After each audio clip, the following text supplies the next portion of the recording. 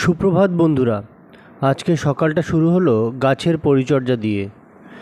আজকে আমরা রাধানগরে বাড়ি যাব, তাই ছাদে রাখা গাছগুলো একটু পরিচর্যা করতে হবে, কারণ প্রচণ্ড রৌদ্রের তাপে গাছগুলো শুকিয়ে যাচ্ছে।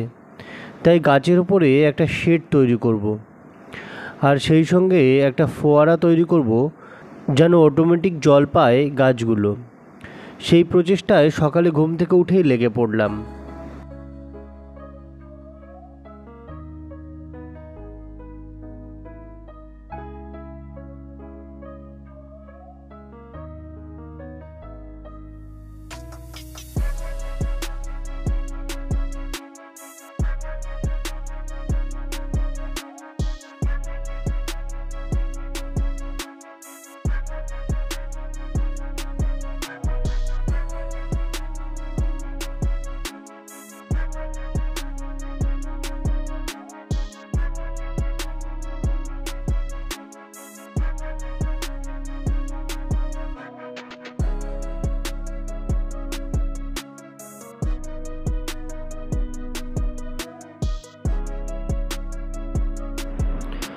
সকাল সকাল সব কাজকর্ম সেরে নিয়ে তাড়াহুড়ো করে বেরিয়ে পড়লাম।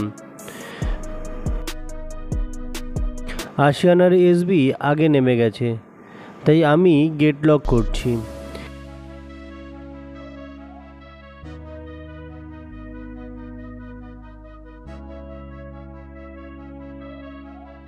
ধরবো 1:30টার ট্রেন, আর তারপর বাস ধরতে হবে।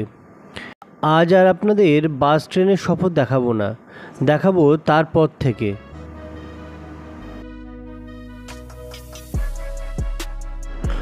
বাস ট্রেনের যাত্রা শেষ করে আমরা এসে পড়লাম কালীনগর ফেরিঘাটে।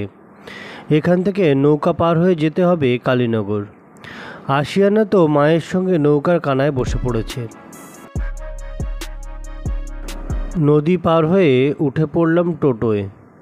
টোটো করে আমাদের বাড়ি পৌঁছাতে হবে। বাড়ি ঢুকেই আশিয়ানা বেরিয়ে পড়েছে খেলার জন্য রাস্তায়, কিন্তু তখন হালকা করে সন্ধে নেমে এসেছে। তো যাই হোক, আশিয়ানা একটু খেলা করে আসুক।